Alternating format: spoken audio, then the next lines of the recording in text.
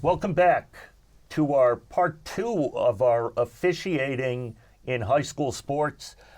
We're here, Winning Ways with the MIAA. I'm Jay Horrigan, joined as always with Pete Royce. Also joining us, and this is going to be the positive side of officiating, Mr. Richard Pearson, Associate Executive Director of the MIAA and MSAA. We're also joined again, Dave Costa, a hockey and lacrosse official, and Ron Hobby, a football and basketball official. They actually slept here overnight to rejoin us again. So everyone, thank you very much for joining us again. Richard, you've painted a good picture of what the perfect environment would be to thrive in one sport or many sports. And yet we have this, against that, we have this backdrop of declining officials. I want to begin, as we've defined the problem now, to move us to what can we do to kind of turn this around. And one key is, I think, to go back to the roots of why did these two men, Dave Costa and Ron Hobby, choose to become officials? I bet you in their answer, there's some key to how we can increase the officiating. David, how about you? Why did you become an official in either ice hockey or lacrosse? What was it about it that attracted you to it? Like I said, I was 14 when I started reffing. I was a timekeeper before that, and it was the same gentleman that ran both. So I was kind of brought in by someone to try out officiating. They said it's a great opportunity to stay in the game. You'll learn the game from a different perspective. And like I said earlier, at 14 years old, you can you make a little bit of money and you get a little exercise and a little extra ice time. So I think that's something that's important. And like you mentioned, just like the teams have the camaraderie and the teamwork, it's the same on the officiating side. You work with a crew of men or women, and you all have the same goal. You want to officiate the game, do a good job, and be successful. We're in playoffs right now, and officials are just like players. They want to keep moving on, and sometimes you get that call, sometimes you don't, and you got to look back and see how you can improve and go from there. And Ron, how about you? Who was most influential in your choice of becoming an official? Well, I'll go back 25 years ago, I guess. My daughter was being born, so I'd stopped coaching, and a friend of mine, God rest his soul, George Crotty, who just recently passed, came to me and said, "Hey, you ever think about officiating?" I said, "No, not really." He goes, "Well, you know what? You'd probably be a good person to come in because you understand the game, you played it, all that sort of stuff." So I give it to him for getting me where I am now. Like David said, camaraderie is a beautiful thing. Community is a great thing. Loving the sport is something that will never be taken away from me, either side. So I would encourage, and hopefully we can, to turn this thing around, is that, if you really love a sport and you can't participate in it anymore, there's another way to help out. And one way is by, officiating it and even learning to understand it that much more. Is that true for you too, Jay? It was both pleasurable for do it and a way to contribute? So, yes, totally. It was, I got involved because I wasn't anywhere near as athletic as these two guys. I spent a lot of time on the bench getting water for the players. But I was very good at getting the water for the players. I had a coach tell me if there was an all-star team for enthusiasm, I would make it. But he said I would never make it as a player.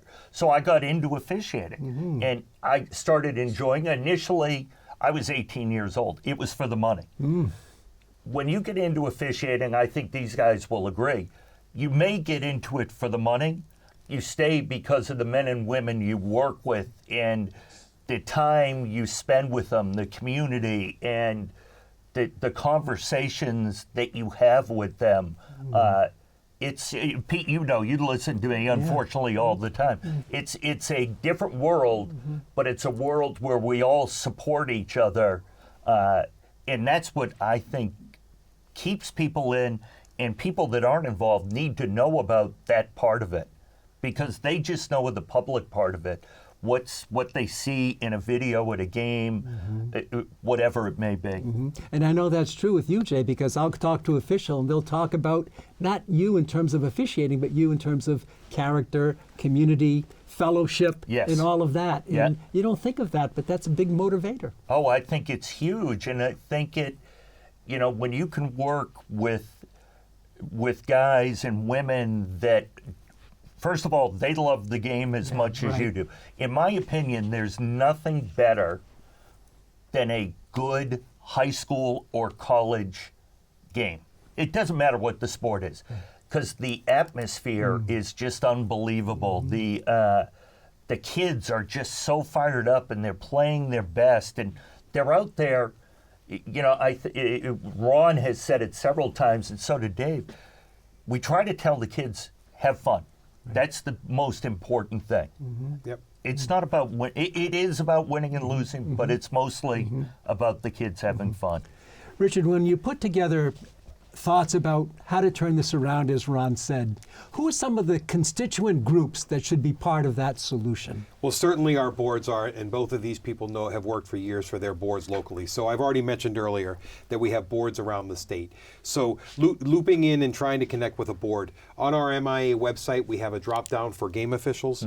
The drop-down there can be followed for a whole bunch of information on game officials, but one thing in particular, there's as you filter through the website there, you'll find some places for addresses, contact information for boards around the state. Okay. So if you're interested in becoming an official in Massachusetts, if you can find the local board, make a phone call, the boards are going to respond to you.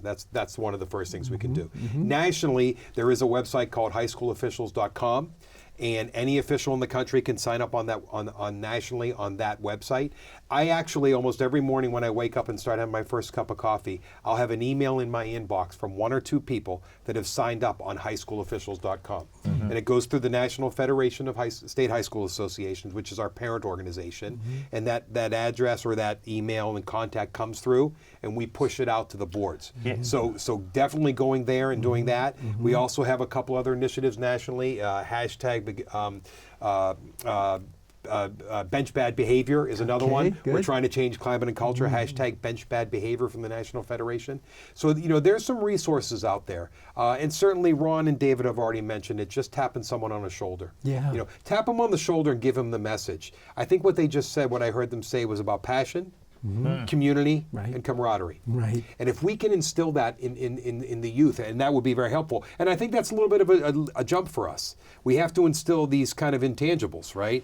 Passion and community and camaraderie, where, I have two daughters, they're 28 and 29, maybe the pay is the issue, or maybe the time is the issue. Whereas these two officials here have really talked about love and desire, right? So I do think we have to push that through. It's not something I can just hand you as a dollar bill, but we can talk about, the ultimate end game, which is, being part of something. And just to echo what Mr. Pearson said, that those emails that he gets then gets forwarded to the respective sports, the respective boards. I know I've received emails forwarded from him for basketball for my board. I'm the secretary and treasurer, so I help organize all that. And I know that they are, a lot of those, it's interesting to hear you say you get almost a couple every day on average. Yeah. I wonder how many of those are actually turning into people that take a course and become an official. We've tried to track that. The National Federation does reach out to it. They're also trying to track it too.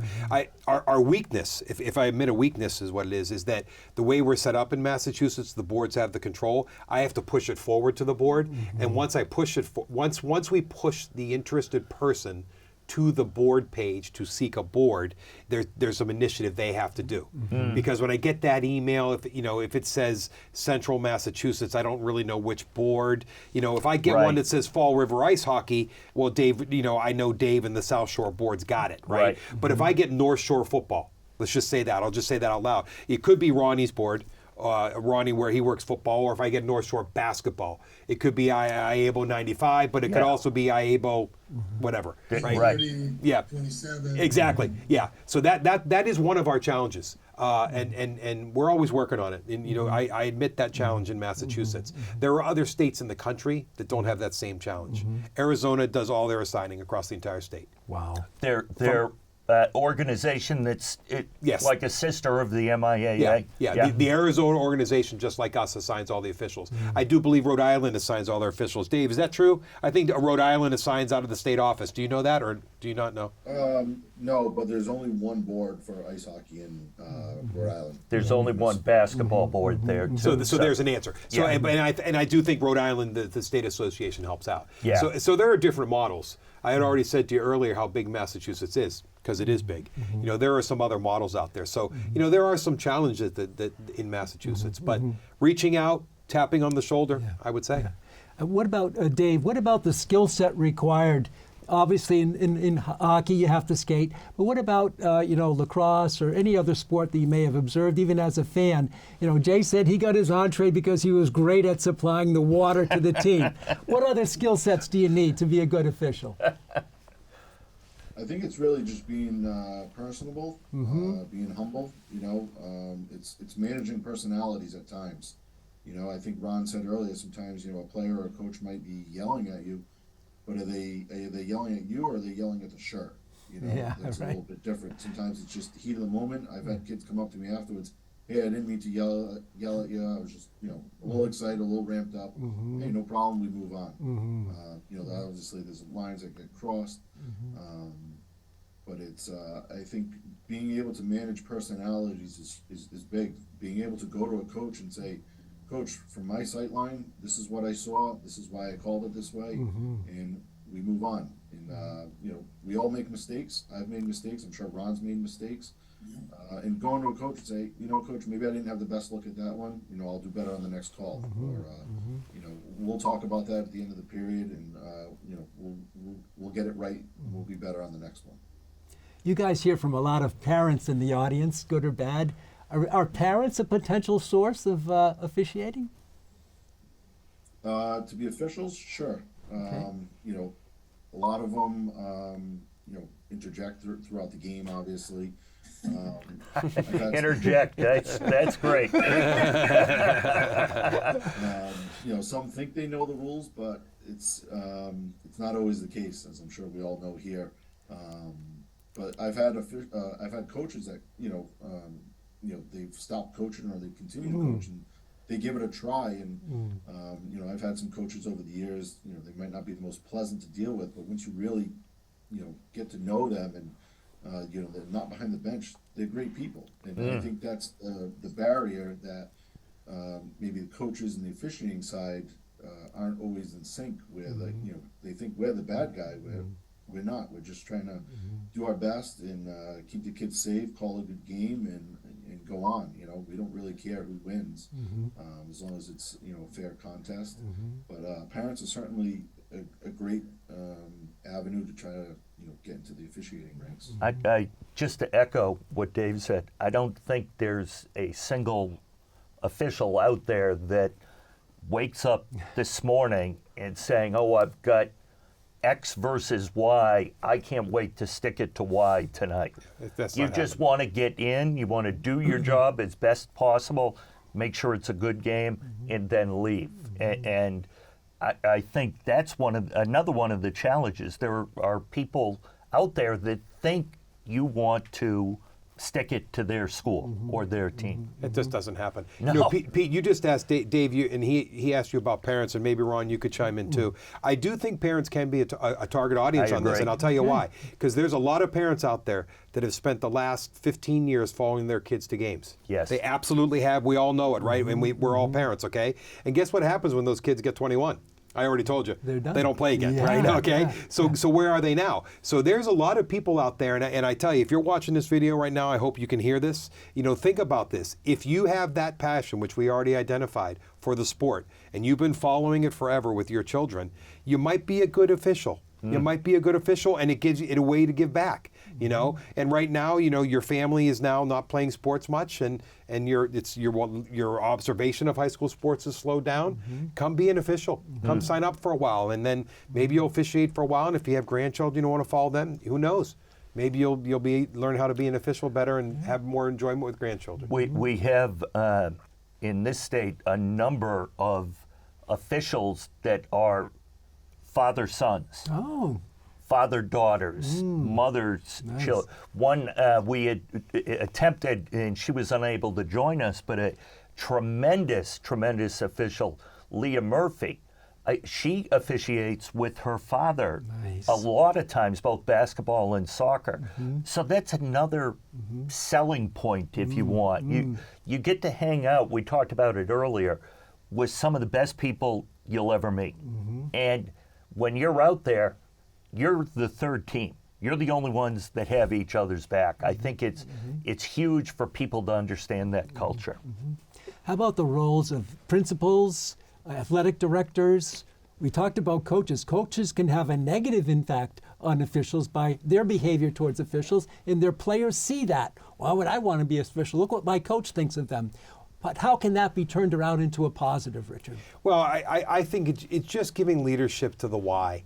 Just never forgetting the why. The why. And that statement about the why is the why we're doing this for kids. And that's climate and culture. But the why is also the answer what Ron and David just said, the why they're officiating, right? So isn't it come right down to that? It is about the why. So, coaches that get a little more anxious or excited, let's just remember what we got here. We got kids here. We got kids that are learning the sport. I would think the majority of coaches are probably better off being as even-keeled as possible to get the best performance out of kids, Okay. right? And by the way, you can ask them. I bet you officiating, the best officials keep their emotions in check. And observe the game for what it is in front of you. They observe the game and officiate the game for the game. Yeah. Okay, it's not about the great Division I game. It's not about the small little school game, out here or the whatever. It's not about that. It's just about the game. Yes. And that's the why. Yeah. And we'll keep our eye on the ball. So, and principals and ADs have support that very well. I'm very proud of most of our principals and ADs. They really do a really good job of really trying hard to change the climate and culture. And they do try to support officials, because I know Agreed. a lot of them have gone out of their way to treat officials, whether it's, after the game and how do you treat them, where do they shower, where they get ready, where do they set up. We're trying hard to change that as well, too. It makes a difference. It does make a Absolutely. difference. Yeah, it does. Part of it is learning the rules. Ron, how do you learn the game? How do you learn the rules? You said when you were a player you weren't so much concerned about that, but as you embarked upon your officiating career, you had to learn these rules. What are some sources you can go to find the rules about the different sports?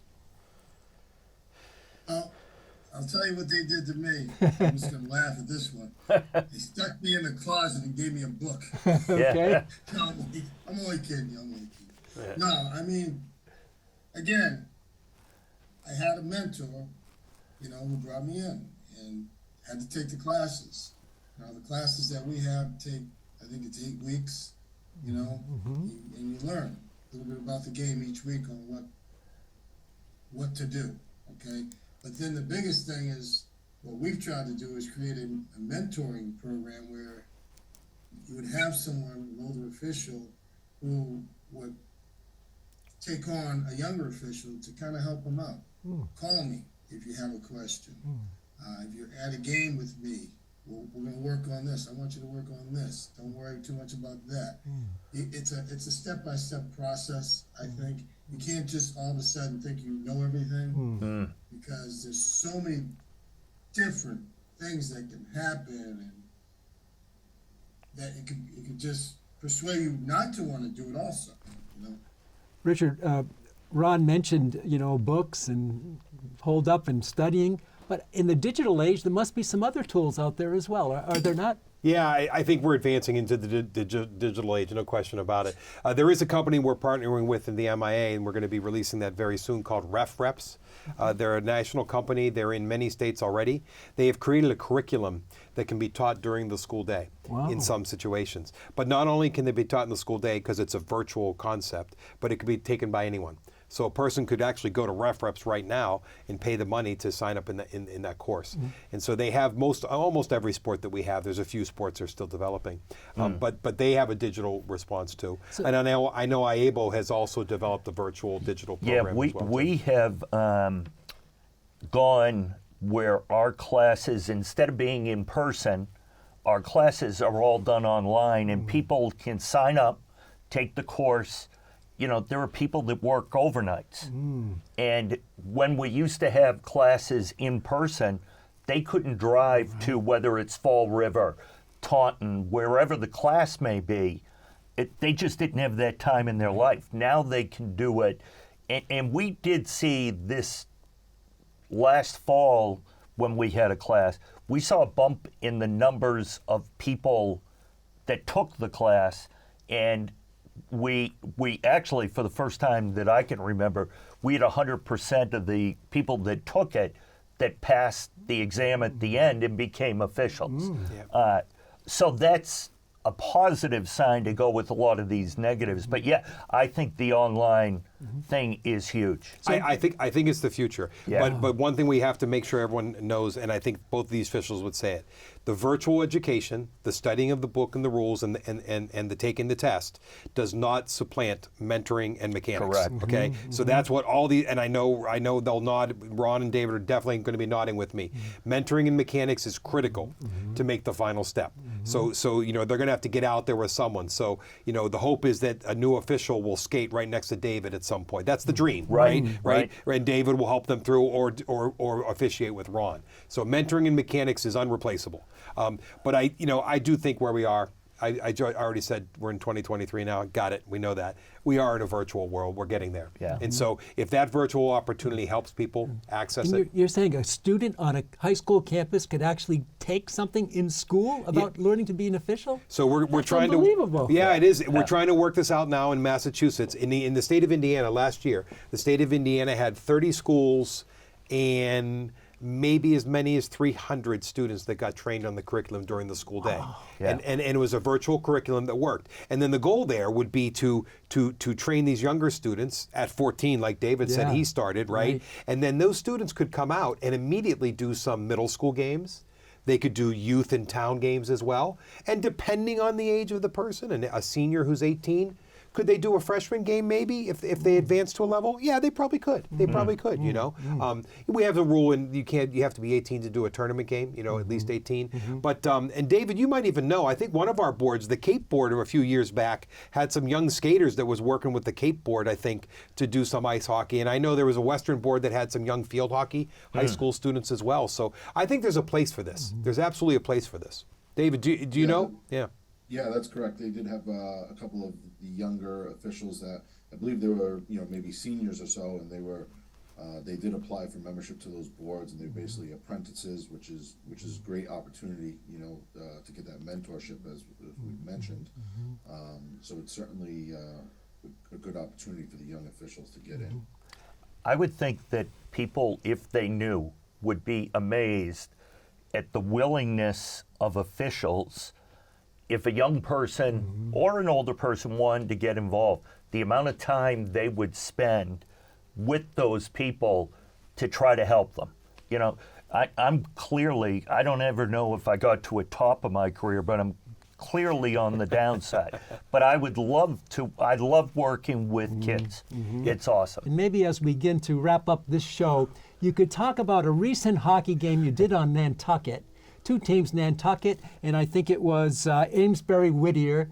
What was that total thing like? The atmosphere, the positivity that took place that could be a drive for people to maybe even think about officiating. What was that like? Yeah, it was a great experience. It was 2 good teams, 2 very classy teams, 2 very classy coaches. The building was very loud. I think they said it was a record for the rink. They had almost 1,000 people Wow. roughly. It was standing room only. It was very loud. It was a great atmosphere. It was fun. It was a very enjoyable game. Wow. There's a token of appreciation for why to be official. Imagine being part of that as an official. Well, And Ron, what about you? Any big games that you can remember? Again, because I think I appreciate you closing out with this. You know, let's end this because about this passion that we just talked about. Ron, any great games that you can remember? Just something that sticks in your mind? Well, my better half is here listening to the program with us, okay? And she is one of the officials that is on the field with me, so that's a Wow. great thing. Oh, that's nice. awesome. Yeah, that's great. All right, and also my stepdaughter, which is her daughter, is a timekeeper for us up in the booths. Wow. So I wanted to reach out and say, we need a lot of women to get involved. Yeah. in We this do. stuff too, because not too many older men want to yell at females if they're on the field, if you know what I mean. Yeah. But I had the CM, what game was it? CM Zavarian game. Oh, wow. At CM, okay, which was That was a great game. It was more of a college atmosphere. Wow. Yeah. Like Dave with down in Nantucket, all right. And both teams, you know the schools. They go after each other, and very intense. But as an official, you have to be focused on the game, not what's around you. And I think that's the big thing when it comes to officiating.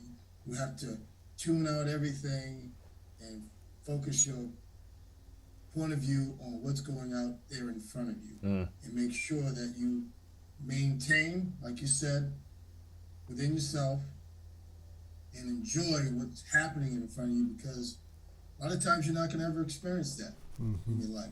So that's what I appreciate more about it. That's great. That's great. AJ, it's all yours. Yeah, and I would echo what both of them said. I've been very, very fortunate that I have been in some excellent games, both football, basketball, and softball, tremendous atmospheres. To pick one out, I almost go back, Pete, to the game you and I announced at the Central. Oh, gosh. Franklin High versus Springfield Central, that went to overtime because they ended up calling off a basket at the end of regulation. That atmosphere, even for the size that the Centrum was unbelievable. And we saw a young man from Franklin who at that point was a freshman scored like 11 points in the last 50 seconds to tie the game up. That, to me, and I know the officials that were on the court, for them it was one of their best experiences, just because of the quality of the game and the excitement and atmosphere. I never thought of it, but it's a way to relive the excitement of a game by being an official. Yes, And so absolutely. It's really terrific. Yeah, All right. awesome. So it is, I'll add to that, it's also a way to relive getting people water, things like that, from those of us that maybe didn't play as much as the other ones. Mr. Pearson, we'll go to you for before we wrap it up. Any final thoughts, comments? I'm going to leave it with this. I want to thank both of our guests for just talking about the why, Yeah. the why they do it. If we can remember that, and they're doing it for a reason. They want to be a part of this for a reason, for a passion and for a love. And so, if we want to build capacity, especially in the officiating ranks, we need to change everything around that makes all that happen. Right. And whether it's their personal passion and their personal satisfaction or their education, and then the climate to go along with that. If we put that package together, if we take care of our house, then we can live this better, and we'll have more people. So I leave it with that. I think that's awesome. I would first want to thank Dave Costa and Ron Hobby for taking the time to join us. We greatly appreciate it and love hearing your perspective. And hopefully we'll be able to talk to the two of you down the road in another show. Anytime with me, just let me know. Awesome. Thank you for having us. It was a pleasure. This has been awesome. I'm glad we were able to do this. This is something we've talked about for a while. But Mr. Pearson, you were the one who pushed this, and I'm so glad we were able to get it done. So thank you very much. Thank you both. Thank you. All right, for Pete Royce, I'm Jay Horrigan. This is Winning Ways with the MIAA. We will see you next time. This program was made possible by your Franklin friends and neighbors. Good folks just like you. Thanks for supporting Franklin TV. And thanks for watching.